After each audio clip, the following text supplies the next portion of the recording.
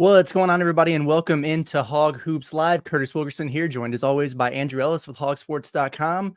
We're back for round two this week, as promised. A lot of good stuff from Eric Musselman yesterday. We're going to react to that. We're going to reset our rotation a little bit based on what he said and preview what suggests will be probably a stressful Saturday at Simmons Bank Arena. Get your questions and comments in the chat as soon as you can. Let's go ahead and get this thing started.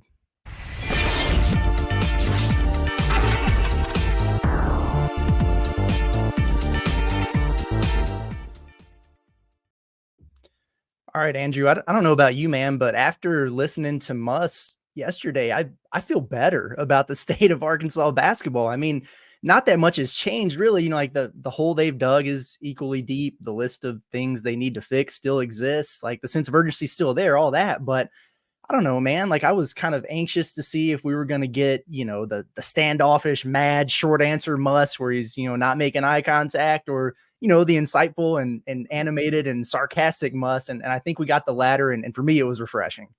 Well, I think the key here is that he had 3 days to kind of process it.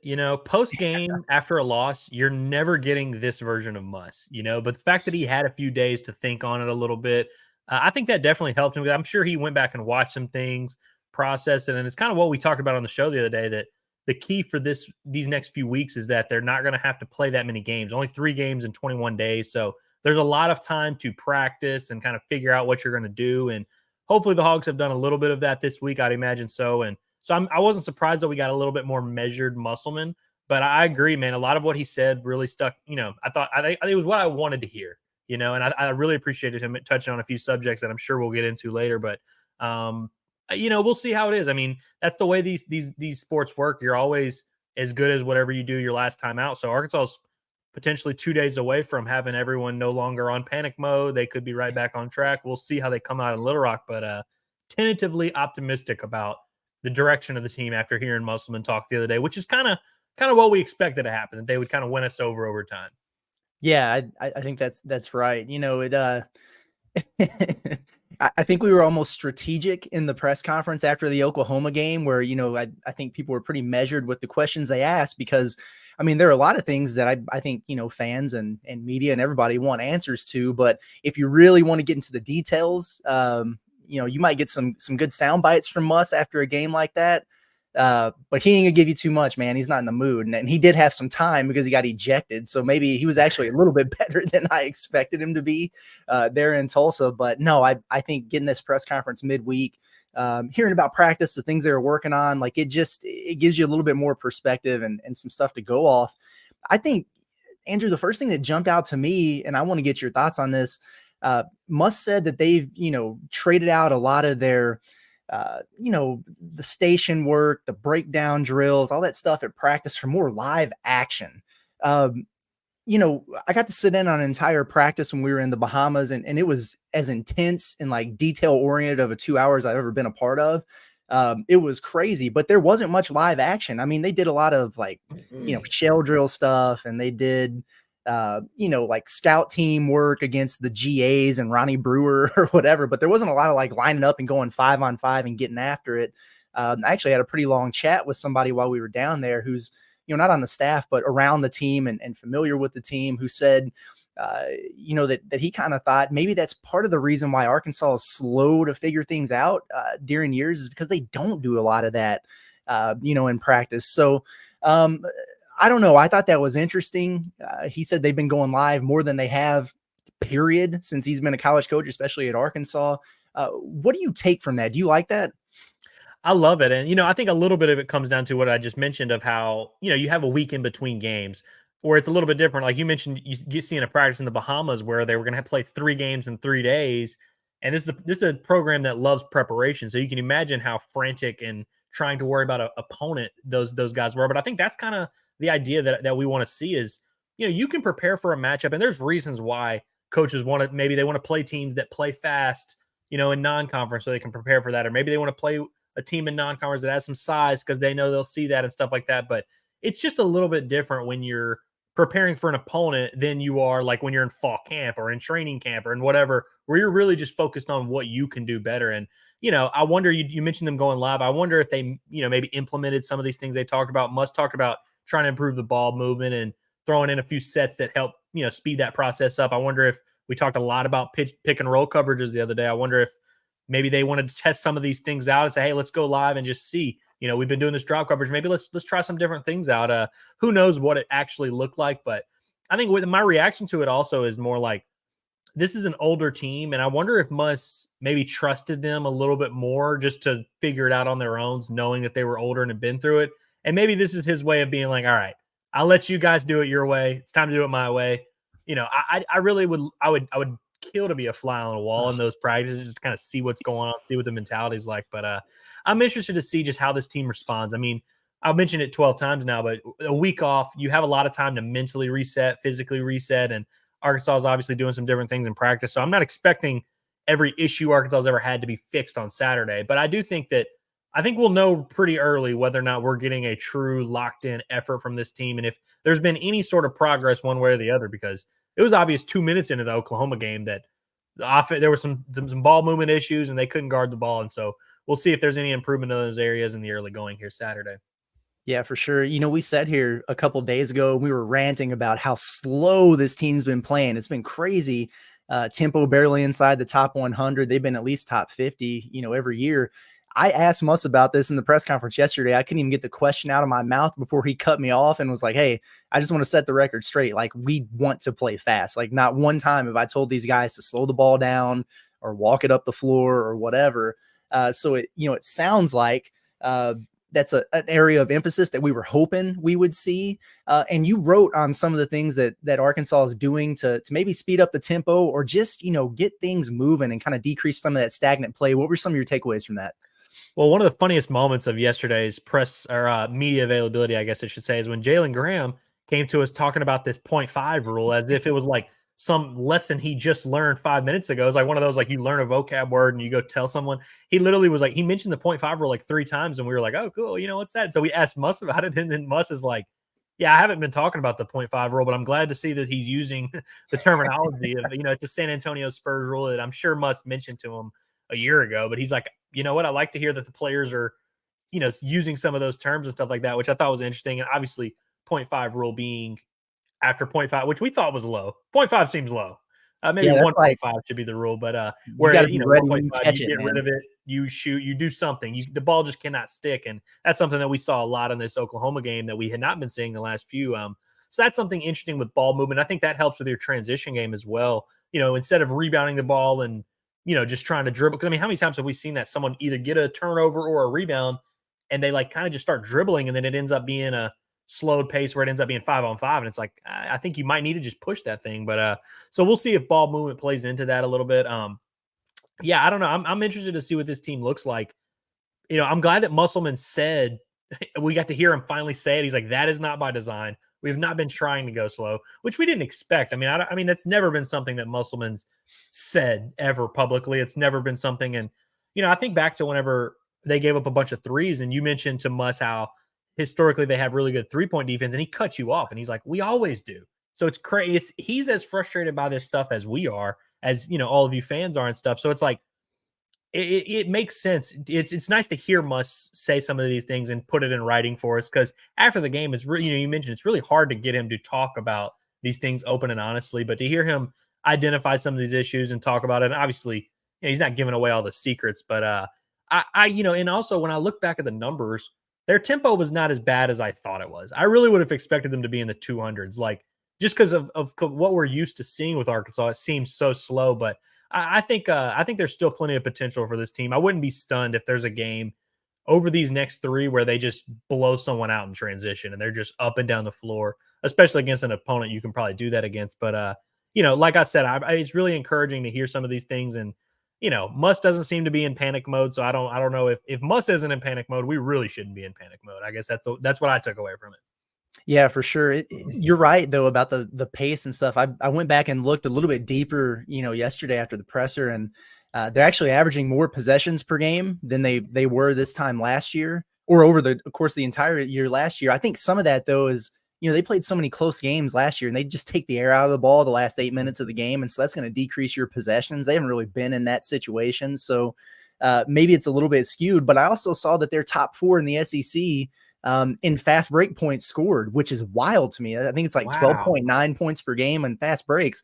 I don't know how they qualify what a fast break point is, but like I guarantee you I could not come up with 12 a game for this team. So some of that stuff was kind of I don't know, it's kind of eye-opening to me to see that. But hey, whatever. I guess the numbers don't lie in this standpoint. But another way to increase the tempo is to get some damn stops, right? Or generate some turnovers and Well, and be get able the to rebounds pull. when you get those stops as Yes, well. get the rebounds, like finish defensive possessions with the ball in your hands and go. And they haven't really been doing that. And so, the calling card for Arkansas basketball since Musselman's arrived, I mean, it's been defense. Like they've been so solid by the end of the year. They've had struggles from time to time, but that's really where they've kind of baked their bread. So obviously, that's a top priority for this team to kind of figure out here moving forward.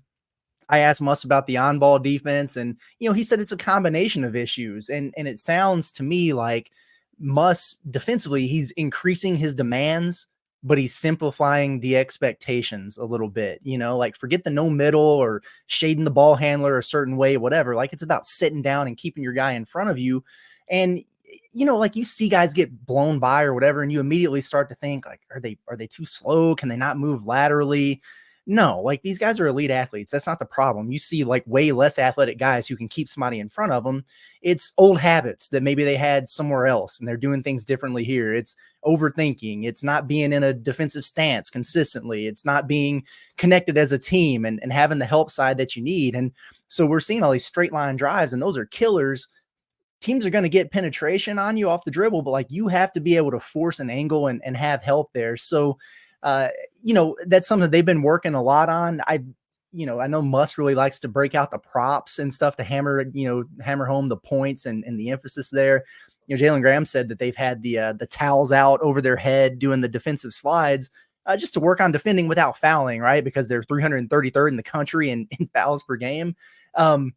That's great and all. I was kind of surprised to hear that they didn't break out the bricks and the weighted vest yet. Like, what do you think about that? Is he saving it in case things get worse? Like, what the hell is going on here? Well, Graham said he was like, "Oh, I don't know. It might be too late in the season." I'm like, "Dude, they've done Oh, it like brother. 2 days before games before." Like, I was like, I don't know if that's like a thing." But when he said he hopes, so he wasn't Yes. 100% sure that it's not happening. I think if they give up 7 or 8 or 9 or 10 threes in this game, maybe that's when those bricks do start to come out. But Curtis, I want to, just in the off chance that Eric Musselman is listening to this program, I want to mention rear view mirror contesting. As Yes. we all know, as great defensive coaches, the three of us, you, me, and Eric Musselman, as great defensive minds, we know the importance of rear view mirror contesting. It's a term I learned 2 months ago. But no, I think it's going to be interesting.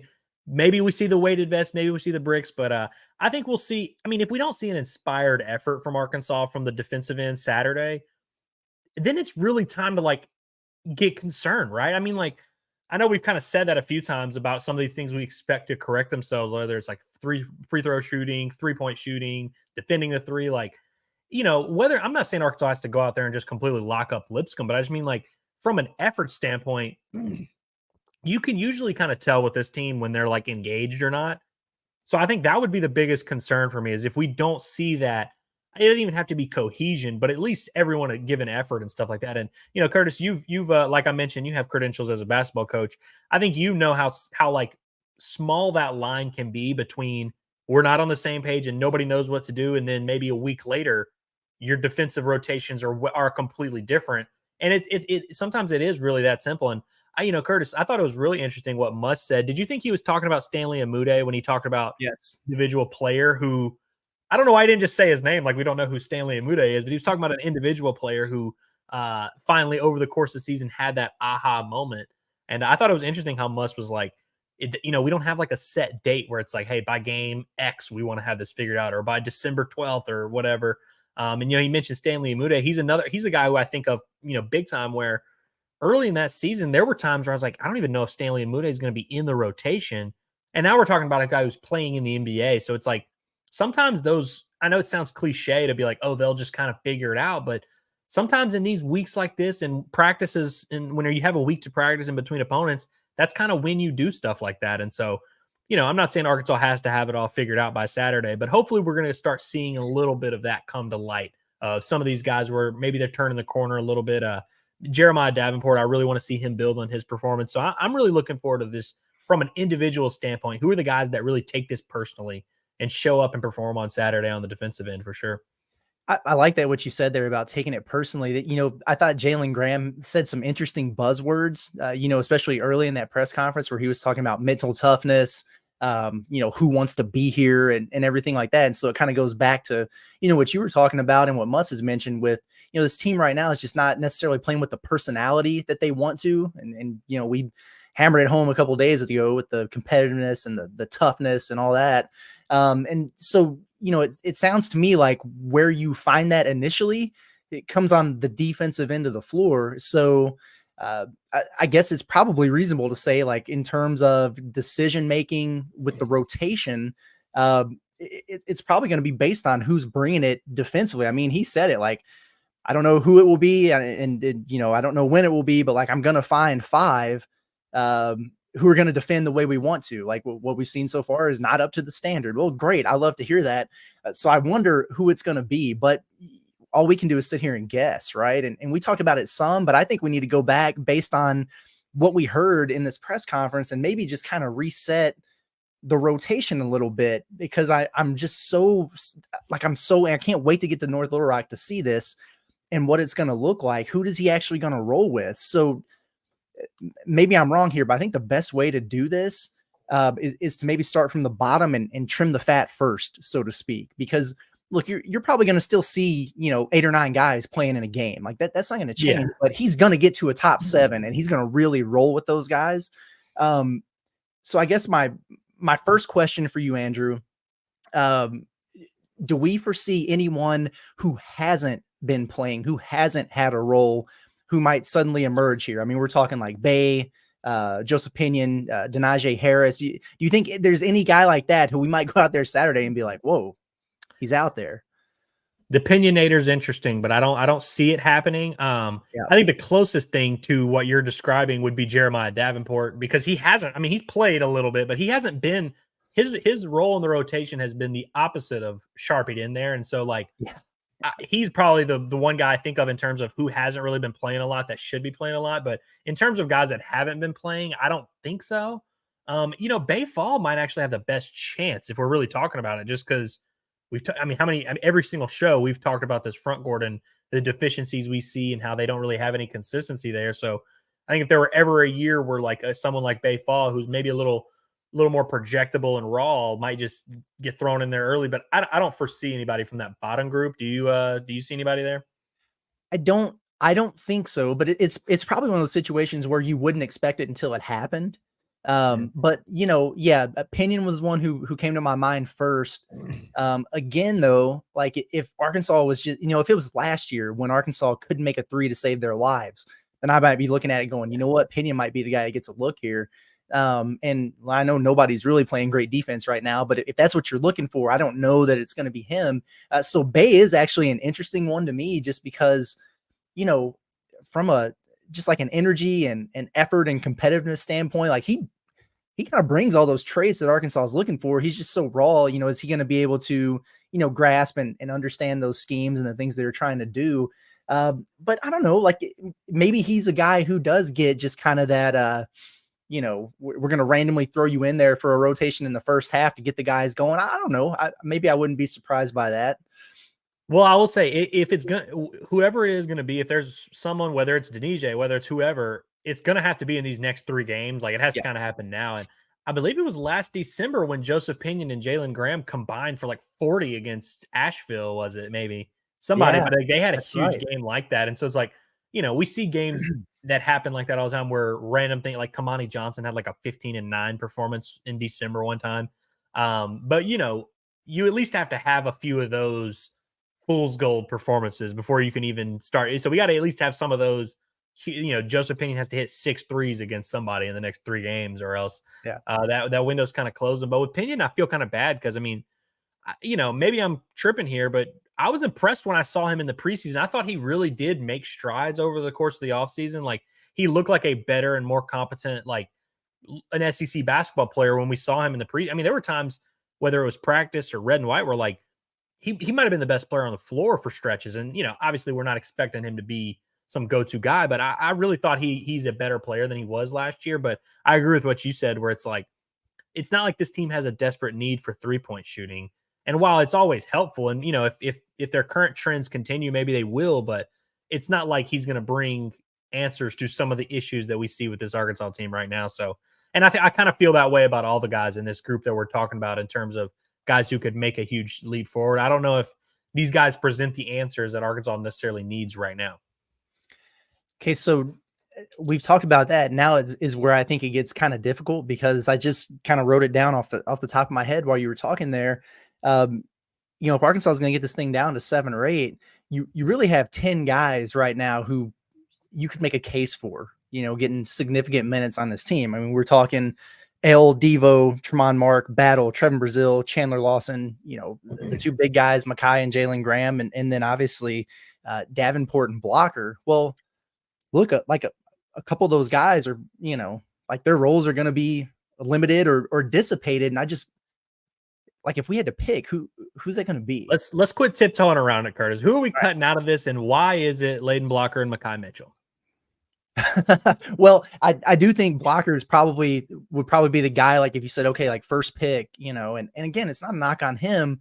And I think he's going to have his moments, and I think there's an opportunity maybe for him to work his way into that conversation. But I think right now with, and I know that's interesting because he kind of stands out as the guy, who brings the, maybe the defensive intensity. He's a little over ambitious there at times. But just when you have all these older guys and they're proven, they've done some of the things they've done in the past, you'd like to sink or swim with them first before you, I think, maybe move on to, the future, which I think Layden is. So I think we probably agree on that one. And then, what has given me probably the most stress trying to think about is like, who's next? And you say Makai. And I tend to agree. That hurt me to say it. I want to make that clear. It hurt me to say it. And look, and also I want to, you said that, there's still plenty of room. I think both those guys are going to play, not in every single game maybe, but they're going to play. Like there's going to be, whether it's foul trouble, whether it's matchups, whether it's whatever, whether it's Ellis not closing out on a 3 and Musk getting so angry that he just points to the bench and yells at someone to get in. Yes. And that's where it is. But I really do think, we're talking about, we're just ruling these guys out. Layden in particular, he's played like 24 minutes a game the last 4 games. So it's like, if he continues to play a lot, I'm not going to be stunned. Like, I'm not saying he can't play. I'm just saying, like, if we were constructing these rotations, and I also think the fact that he's been playing 24 minutes a game and these issues have existed, and L hasn't been playing 24. So it's like, I feel like there's got to be a correction to some extent. And so I think Locker's path to playing a lot relies on Ellis continuing to not play well, which may happen. Who knows? But I just think that if L plays well, I don't really see how there's a path, especially if you consider all these other guards. Like if Devo's still, we assume Devo's going to be in there, Battle, other pieces that we expect to be there when it matters. So I think, I think it's like, unless L just continues to not give them much, then I don't see how you can justify playing Blocker a ton of minutes. But, I'm not the coach. Right. Yeah, I feel you. Again, like it wouldn't surprise me at all if we sit here and talk about this, and we'll be able to come back and like cold take ourselves probably on, Monday or Tuesday if, he starts Blocker and Makai. Which happens every time, by the way. Every single time we declare something on this show, it backfires immediately. But I do think it's worth discussing here with Makai, because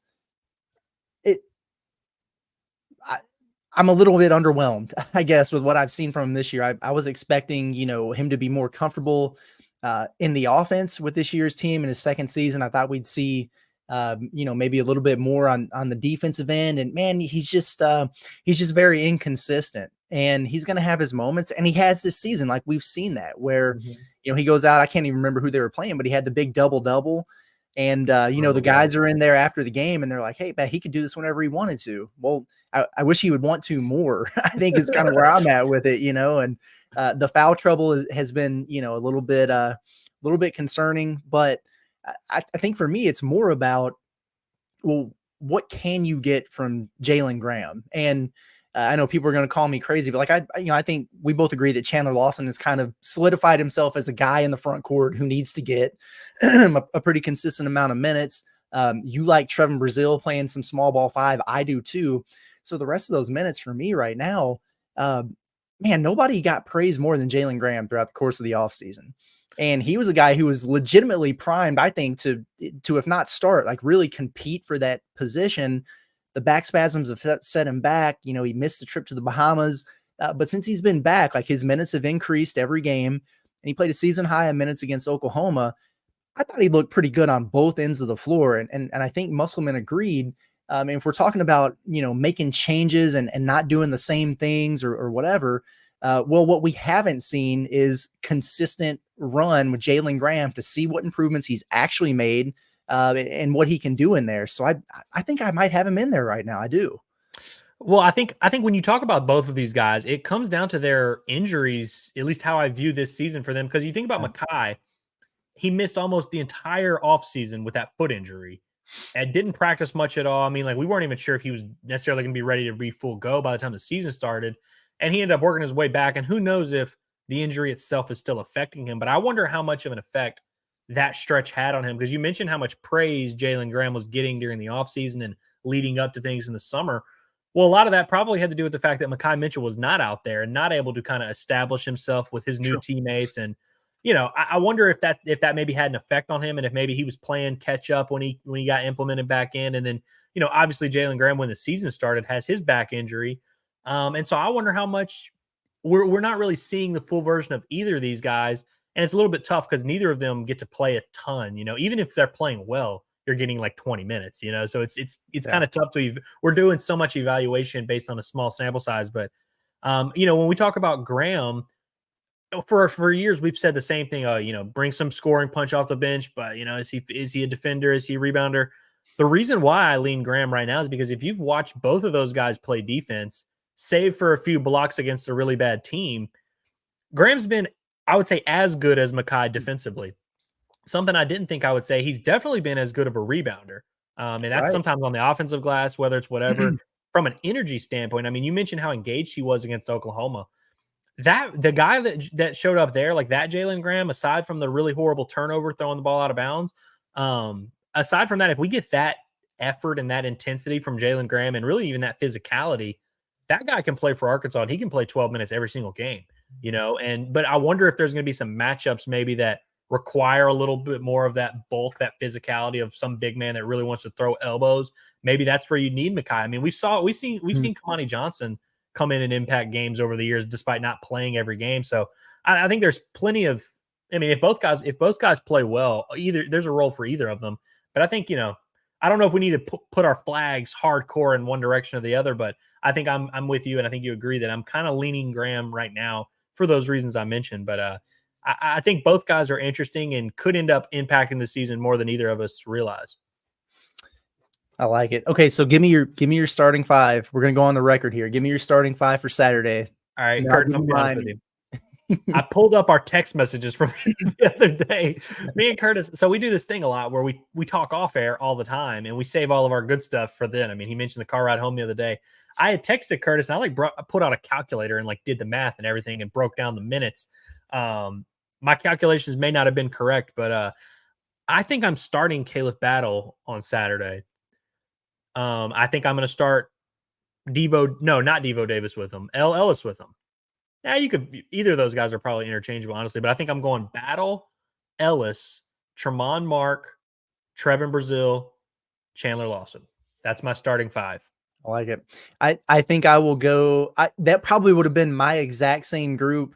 After hearing him yesterday, I will probably go Devo over Ellis just for the defensive factor, even though, you know, Devo, you got to get back to where you were, brother, on the defensive end. But yeah, I think those other four seem pretty set. And we'll see what happens with Brazile. I mean, he hasn't practiced much this week, still working back from that ankle, but I've got to imagine if he's, you know, good to go and able to play or whatever, then he will. But okay, so we're both on the record now, so we'll see what happens next week. Hold on, I feel like we're burying the lead here that we both just slipped Caleb Battle in the starting lineup like it was nothing. I think it's a no-brainer.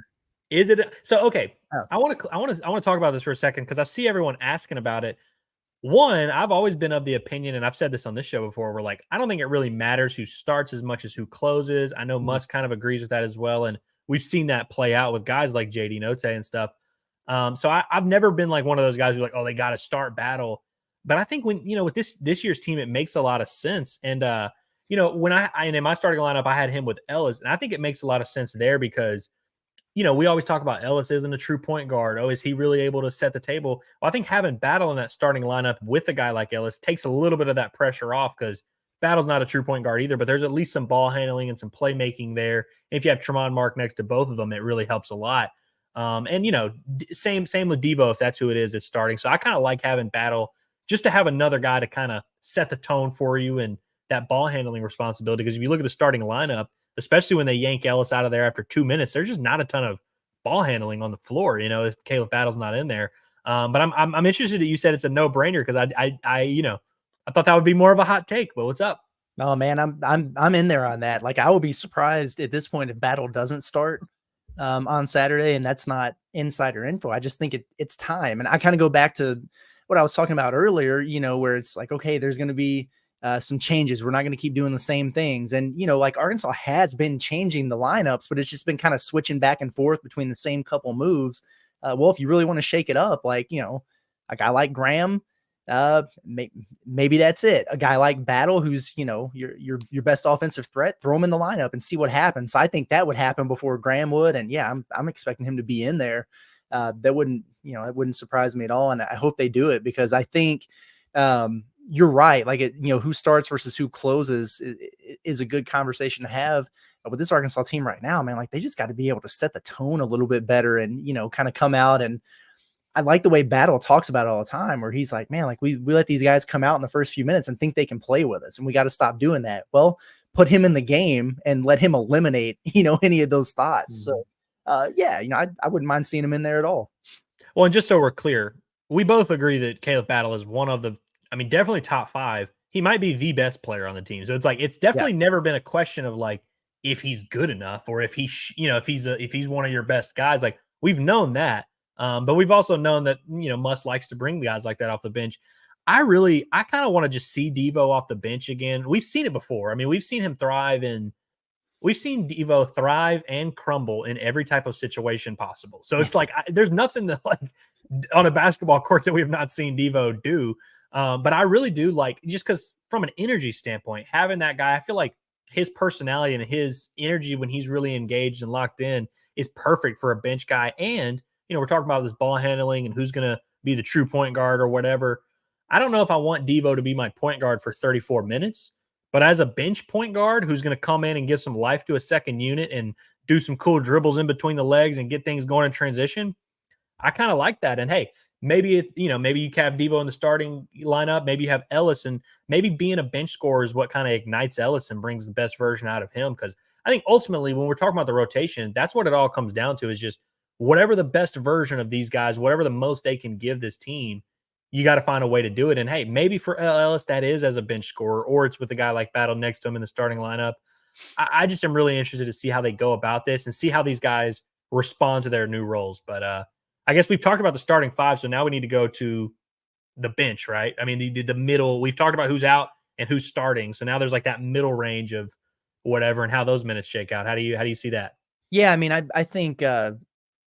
I would probably start Chandler Lawson at the 5. So for me right now, Graham would be my immediate big, I think, off the bench and just, roll with him and see what happens. And what I don't want to see, and I understand why it happens from time to time, is like, I don't want to see Graham be the first guy off the bench, play 3 minutes, and then you don't see him the rest of the game. Like if he comes in and he has a turnover or, he gets scored on once, and he finishes his rotation, like that can't be the end of the night for him. Like, I would like to see him be able to play through some things and settle into a game a little bit more. So that would be my immediate thought. And then in the backcourt, whoever between Devo and Ellis, but then I think to me, like Davenport, I think has earned a consistent look. And I didn't feel that way for a majority of the season. Like when he's got a couple starts there, I think maybe he started that Greensboro game. I can't remember, or one in the Bahamas, whatever. And I was like, I don't know, is he really? He was L. Ellis before L. Ellis was L. Ellis. Yeah, but really since that North Carolina game, he's just gotten better and better every time out since. I thought he looked really good against Oklahoma. Yeah, I mean, let him play. I like his energy. I think he's got a great attitude. I thought he was phenomenal in that press conference after a kind of a tough loss. And Yeah, I mean, he's defending, which we didn't expect it to happen. And eventually, those threes are going to start falling. And they kind of are, at a higher clip than they were. So, yeah, I like the dynamic he brings there. Well, and the thing I like about Davenport is he's low maintenance, whereas like a lot of these guys who I like a lot, I would not say that Caleb Battle is a low maintenance player. I would not say that Tremont Mark or Devo are low maintenance player. Like I feel like those are kind of guys who need a certain, things have to go a certain way. And that's not a knock on those guys because all three of those guys are ballers. We've seen them be effective at the highest levels.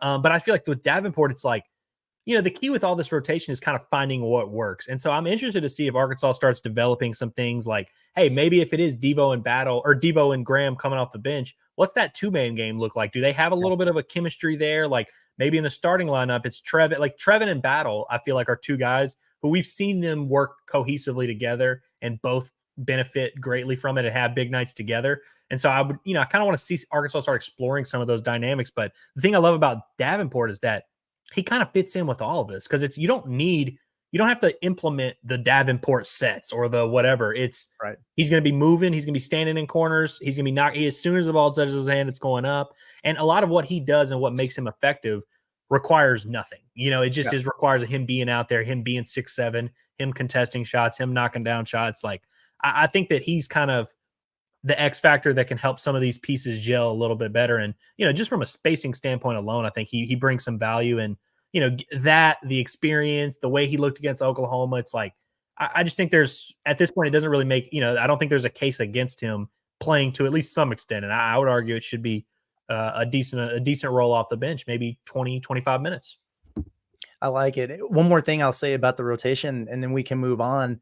I'm really intrigued at the idea offensively of a Trevin Brazile and Jalen Graham front court, because I do think that, you have a situation to where you can have Trevin at the 4 and Graham at the 5. And, it opens up opportunities for ISO post-ups for Graham because the floor is going to be spaced and Trevin can do his thing where he's out there shooting threes like he loves to do. But I also think you can switch that and get more opportunities for Trevin to operate as a roll man or in the dunker spot, and have Graham operating as the guy on the perimeter, because he's really, really good. Like, he's a smart basketball player, believe it or not, despite that turnover that he made the other day. But he's really good in ball screen action, like the dribble handoff stuff that they love to do. I think he's got a pretty good grasp on that. And that allows guys to get downhill, Ellis, whoever, and just lob that thing up to Brazile. And let's get some of those easy dunks. We're talking about, increasing shot attempts for Trevin. I would rather him get, 3 or 4 extra looks at the rim than 3 or 4, off the dribble pull-up jumpers or whatever. So that dynamic kind of interests me. It's something that I don't think I would mind seeing at all. But moving on here. Well, first of all, this just is stuck in my mind because I just had a tweet show up on my phone, but shout out to Louisville, right, for just getting destroyed last night by Arkansas State, man. Like, that entire situation is a freaking mess. And by the way, Eric Musselman's not going to Louisville, so just don't tag me in any of those posts. It's not happening. But God, man, like, that's not a desirable location right about now. But hey, who's Arkansas State's coach? They hired a competent coach, I think. His name escapes me, but he was the top recruiter and the assistant for Nate Oates at Alabama. And so he's got some dudes over there. They're going to be. I was not aware of this coaching change because Arkansas State's been bad at basketball for a while. Mm-hmm. And I was watching them, I guess it was over Thanksgiving break, and I was like, dude, this looks like a completely different team. And then I looked it up. I was like, oh, first year coach, or maybe first or second year. I was like, oh, okay, new guy. Okay. Makes sense. Remember that coach they had a couple years ago who was like, had some words for Muss a little bit, right? Yeah. Yeah, I can't remember that guy's name, but it was the guy who came after McCaslin, I guess. Can't remember his name, but yeah, that was. They got that bum out of there, huh? That was weird energy, Shout out to Darian Ford. I mean, he's cooled off some, but hey, he's starting for him. I think he's averaging like 8 points, 3.5 boards. He's shooting it pretty well from 3. A Division I basketball player. That's right. Yeah. You follow college basketball pretty heavily, so you're probably going to have the answer for this question right away. But which former Razorback is thriving the most after transferring out of the program? Well, KK for a while, right? His numbers. And he's hurt now. He's hurt now? Yeah. I'll give you one more guess. Well, I was not aware of that. KK would have been my answer for. I mean, I'm trying to think. Jackson Robinson has to be the answer then, right? Yeah, because he's on the best team, right? I mean, yes. BYU at one point was the number 1 team in the net. Yeah. I saw John Rothstein, our buddy Hutch was a little upset because John Rothstein, you know how Hutch likes to He get left upset. the ass out. John Rothstein misspelled Jackson Robinson's name, which, to be fair, hard name to spell because he spells it ridiculously. But he's been playing some good ball. He's doing Jackson Robinson stuff, which is shooting a lot. And this version of Jackson Robinson is kind of the one that I always wanted to see at Arkansas. The one where it's like, hey, just take 9 threes, man, and see what happens. Yeah. But he's brought a little bit of a spark to that BYU team, who appears to be pretty good. Yeah. BYU they're a wagon for sure. Who else is playing well? Well, let me say it. First of all, Jackson Robinson's averaging 18 points per game.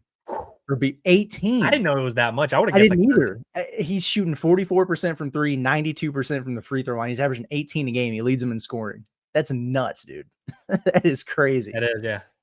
I don't know. I looked up Barry Dunning. So he's at UAB right now. He's not playing that much. I saw he wasn't playing a ton. Who else is even out there? Mikkel? Oh yeah, Mikkel. Maybe he'll get freed after that weird temporary restraining order. Did you see that for the second? I did not see. Time transfer. You know who we forgot to mention? The dude who's been going viral, Connor Vanover, number 75 for Missouri. That's right. He looks humongous, dude. I don't know if he had a good Thanksgiving or what, but dude, he looked like he's like 290 now, dude. He's massive. Yeah, he looks good, man. When he's got the 75, he literally looked like an O lineman. I was like, man. He's got a ESPN apparently just found out about Connor Vanover because they were like, cool. This guy got the 7'5" guy. Speaking of former Razorbacks, this is probably a decent segue. Never forget Bebe's revenge when he walked into Simmons Bank Arena with Hofstra and destroyed the Razorbacks. And what was probably the most surreal moment of my time on the beat, that includes like the UNCG loss. That game against Hofstra was insanity. And Arkansas is 13-10 in Simmons Bank Arena. Like, they've lost to Hofstra, they've lost to Mercer, UAB, App State. There's just been some wild ass games in there. Why, Andrew? Like, the atmosphere in there is always incredible. Like, what is so weird about that building for Arkansas? They played there last year. Hopefully it continues, but man, they take a bus there, right? They just bus there. I think so. That's it. I could be wrong. I think they do. But busing to Little Rock and playing a basketball game, those are not ideal circumstances for anyone. Even people from Little Rock, like I know Devo and Layden are from Little Rock or from the area, so it's like, yeah, cool. But it's like, do you think they're like giddy this morning? They're like, oh, we get to get on a bus and go play 40 minutes away from our hometown. I just don't think they are. And so it's like, look, should Arkansas be playing poorly here? No, because you got a bunch of fans. It's normally a good atmosphere and all that. But I don't think it's a thing that any player, and definitely not the coaches. I mean, Muss literally talked about it with Tulsa the other day where he's like, I'm not from the area. Like, I don't, this stuff doesn't really have I take every game seriously, but it doesn't have any extra thing, like extra motivation for him because he's from California. I think it's like that with a lot of these players.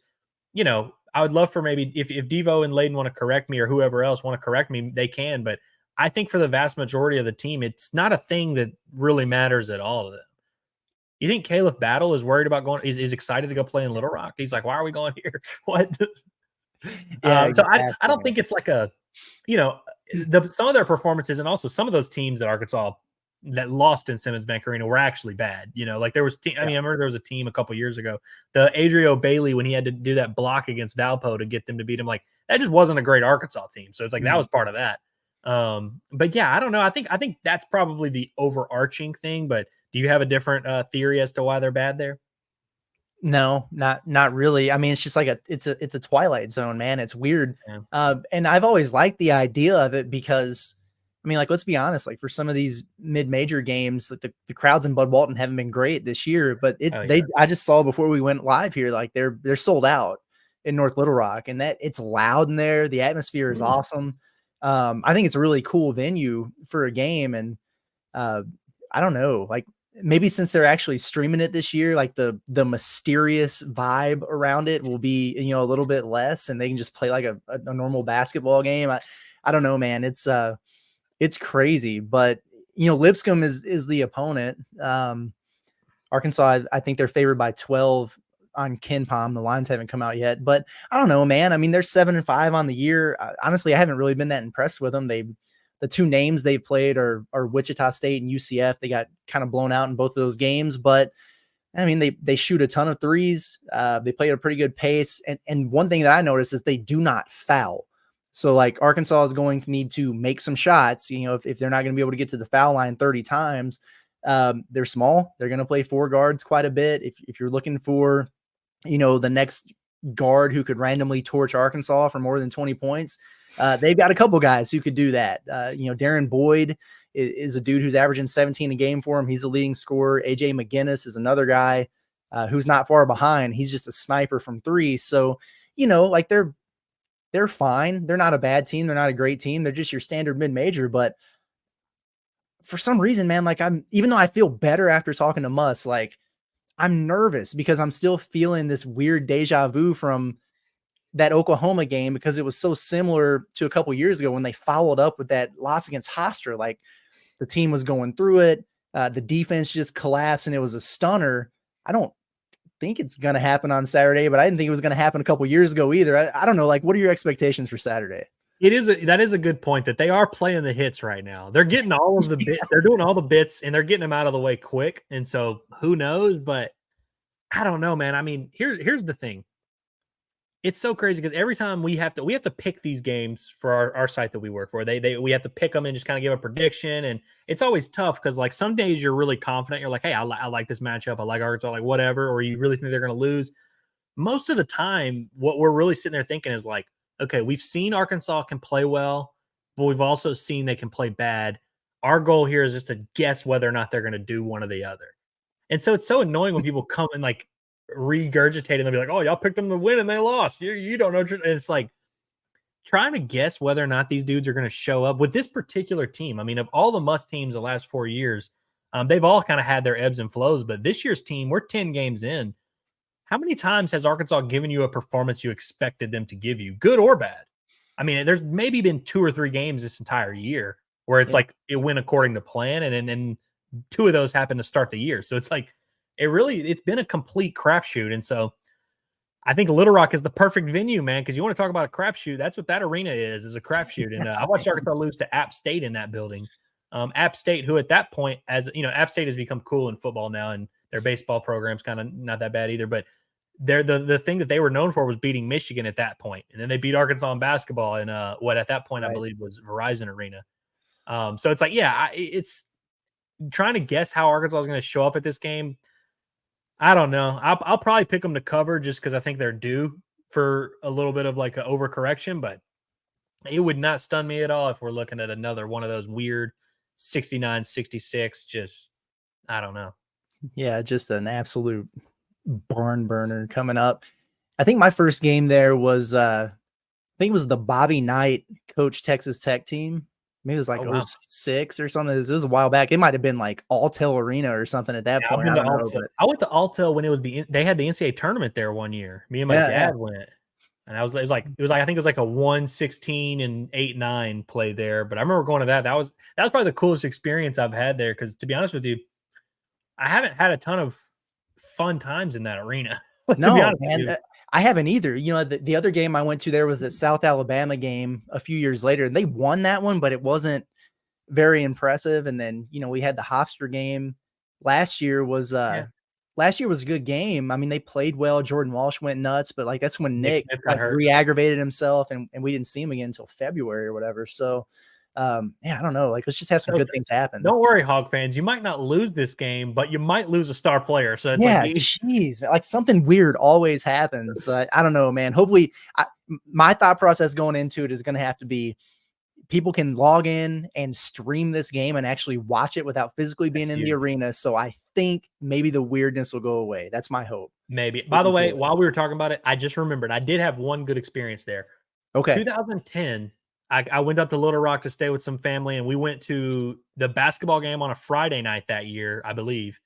Or maybe it was it Friday, Saturday, or Thursday, Friday? I don't know. They played a Little Rock game right around the time that they played LSU in football in Little Rock. And so that weekend was an awesome weekend, and they won the basketball game.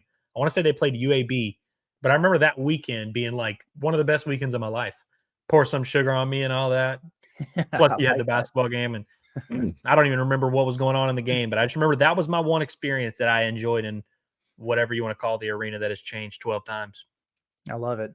Let's get into some comments here. We'll go rapid fire through these. And yeah, actually, I started a thread on our message board because I didn't know how many comments we were going to get. We wound up getting a ton on the live stream here. So we'll go through all those and then we'll go back onto the thread later and answer those because we're trying to avoid a 2-hour show again today. We could do this all day, people. We really could, but I know you guys have things to do too. So yeah, our man Honcho here says, who are you rolling with at the 5? Great show as always, guys. I think we kind of established that like Chandler Lawson is probably the de facto guy right now, but yeah. I'm it's crazy. We spent all this time talking about Graham and Mackay. The reason we talked about them is because we assume Lawson's the guy who's starting. He's right. he's the mainstay. But yeah, he deserves his flowers for sure. And I'm with you. I'd like to see more Brazil. Maybe at the 5, and then let's see what our man JG is all about. Honcho also says, would you like to see KB Caleb Battle in the JD Note type role? We just did that. Yeah, I mean, maybe at times I'm cool with that, but yeah. The thing about that JD Note role was like the guys surrounding him, like he was the only dude on that floor who could handle the ball and create offense. And he's just like Battle's just not going to be in that situation no matter what combination they put out there. So that is Vance Jackson slander. So I think, could he be a guy who is initiating a little bit more, and obviously he's going to be a guy who's chucking it and making plays, but I don't think it'll be on the level of steroids that the Note thing was. Also, now that I'm thinking about it, JD Note type role could mean the 6th man thing, which is what I thought he was talking about at first. But maybe he meant his senior year when he was more maybe like the lead guard. Either one. I mean, we just saw his junior year. I think Caleb Battle can do it all, man. I think JD Note is like a perfect comparison. Yeah, that's a good point. This is funny. Kingsley puts out the eyeball emojis. That's the thing on Twitter right now, right? Like everybody's doing the cryptic tweets like, hey, we got breaking news for you right now on Hog Hoops Live. Eyeball emojis, put them out there. Arkansas football, everyone listening, start doing that and be like, I can't just put the eyeball emojis and be like, I can't believe what they said. Crazy. It's nuts, man. We'll see if we can get some of the Anon Twitter accounts to tweet our stuff out. That's right. Arkansas football is going to add some transfers here. Breaking news. So there, when it happens, you heard it. Here's another thing, Curtis. They also might lose a couple transfers. Wow. The circumstances as they currently exist, Curtis, they might not exist later.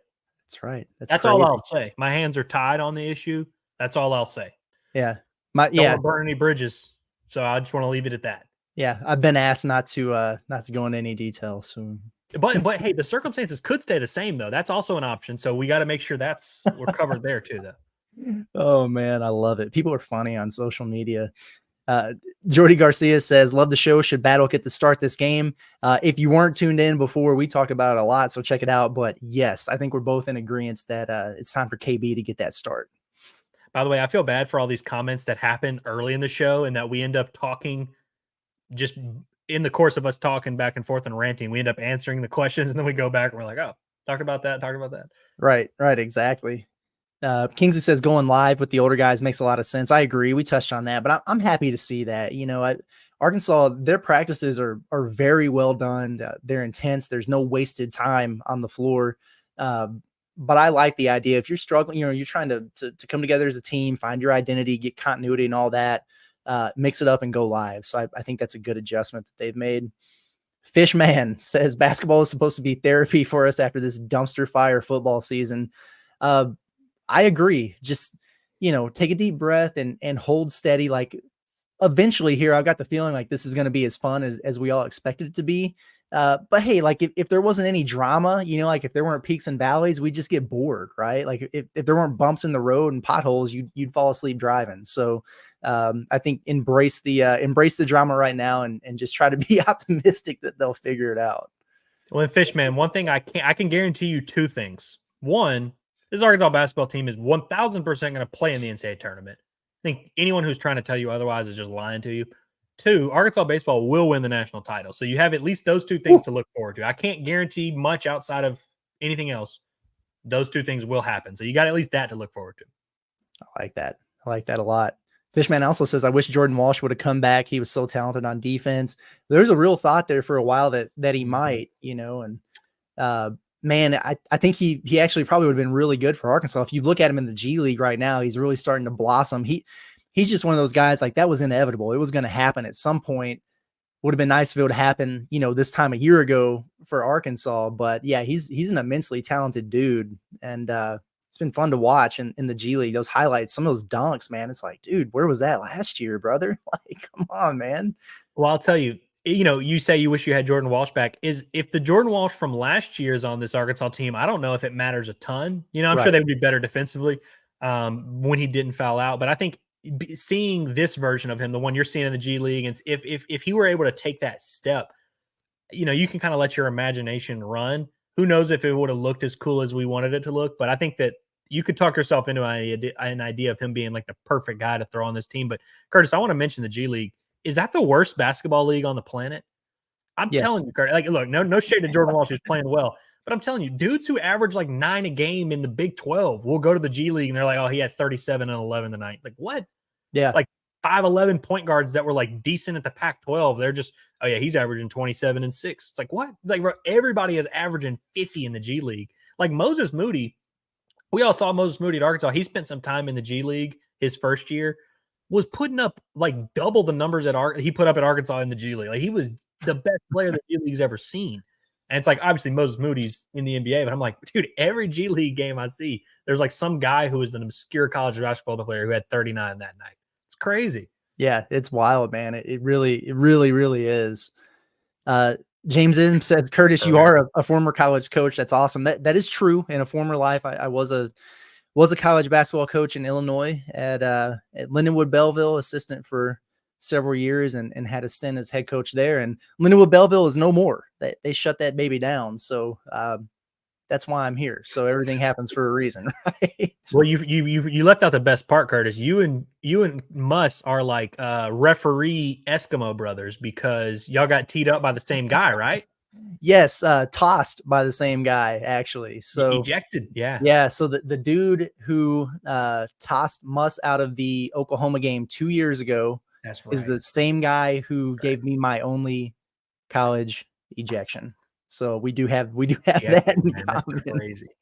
Shout out to Draymond Green, since we're talking ejections. Yeah, wow, man, no kidding. One more from Fishman here. He says Davenport and Pinion have been, quite frankly, disappointing, to say the least. I think I'm disappointed because I thought, all throughout the preseason, like Andrew said earlier, Pinion looked like he was really making some strides, but it hasn't translated so far this season.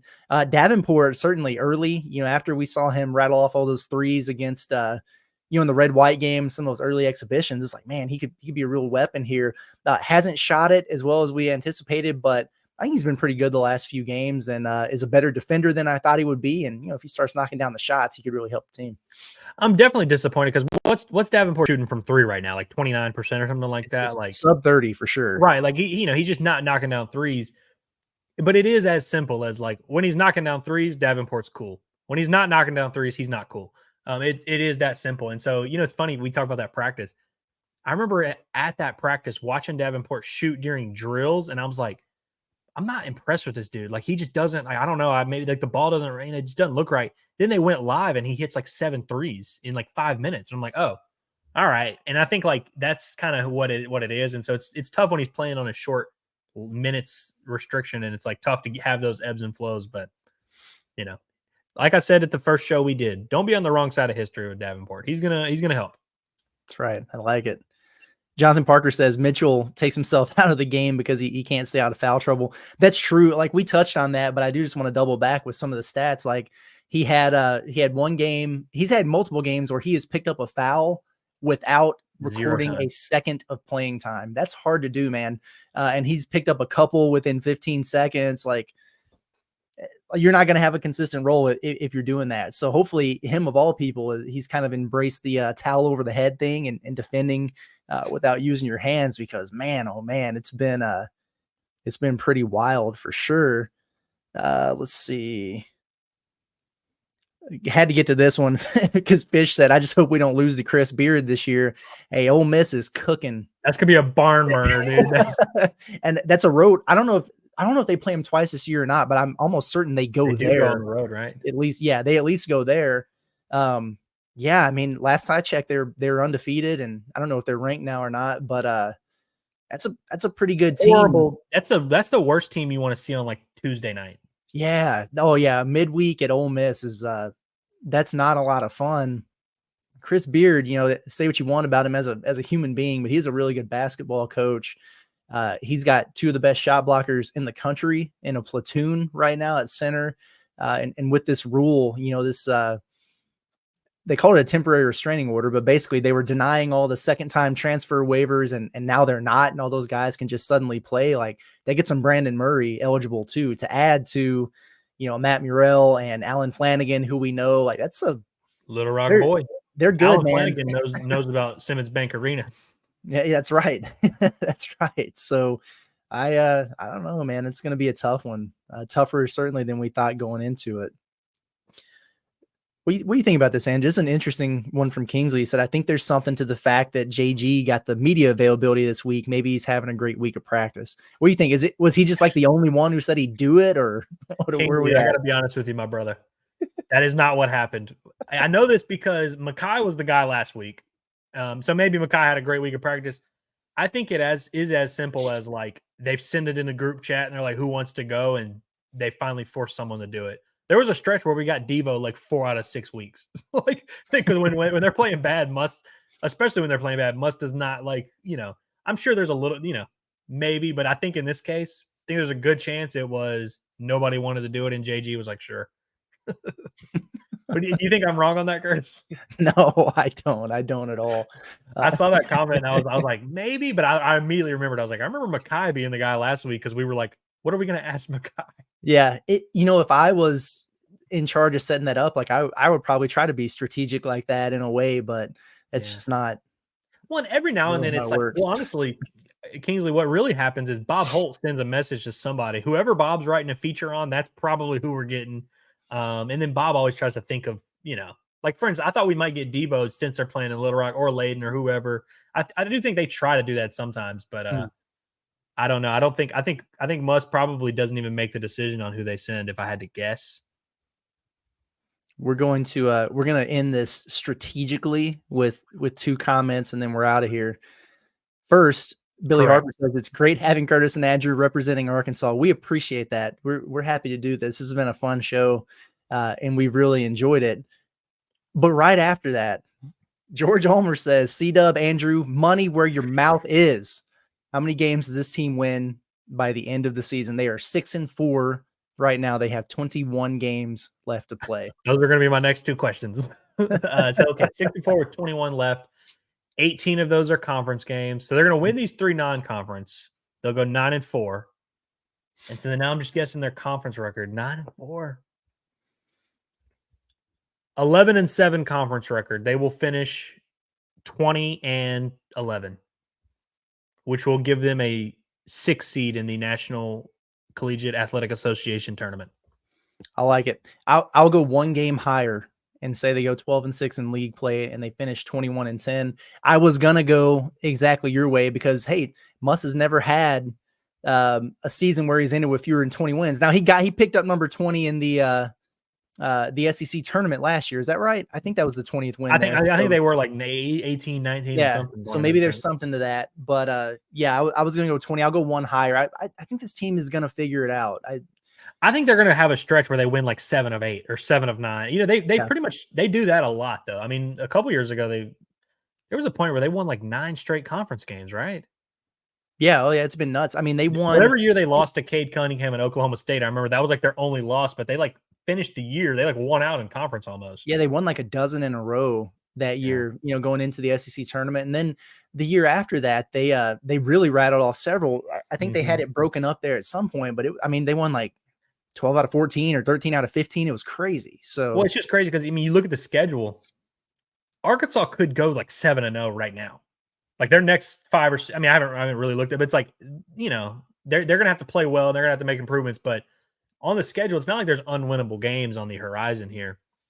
I think they have to build that now. Like the run has to start literally Saturday. So, but I mean, there's a lot of pressure, but I think 2021, I think, is the correct way to look at this. Any other opinion is wrong. Yeah. Yeah. I think I'm. Shout out to Fishman letting it rip in the comments, dude. He is letting it fly, man. I like that. I appreciate it. No, I mean, like, we really need more people to just, just riff, Yeah. Yeah. No, that's awesome. That's my favorite part about this. I was happy that we had a ton of comments today, but I think that wraps us up. I mean, we definitely wanted to come back in because like we said, like we weren't trying to be super negative the other day, but hey, it was a tough situation. So we had to talk about all the things that were ailing this team. And then we got to talk to Muss to see what he's doing about it. So we want to come back and react to that. And I think it's definitely a little bit more upbeat for sure. Oh yeah. Dang. That's a great one. Drop like 20 on somebody to start the year. Yes. Yeah, George Ulmer, we were talking about former Razorbacks who've been killing it. And he mentions Chance Moore at Missouri State. He's had a decent season. Well.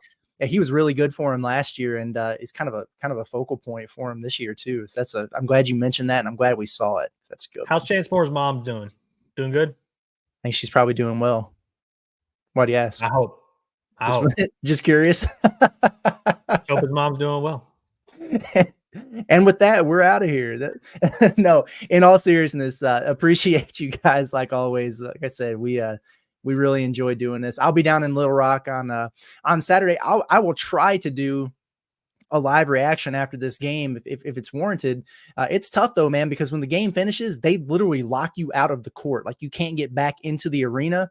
So the only way I can do it is if I go outside, but then I'm locked out of there. So I'm gonna have to be strategic about it. I'll do my best. It was a mess trying to do it last year, but they don't like you to stick around and hang out at Simmons Bank Arena. They want you to get the hell out of there. So we'll see how that goes. Hopefully it's after a convincing Razorback win, but appreciate you guys as always. Been Curtis Wilkerson, Andrew Ellis with HawgSports.com. We will catch you next time.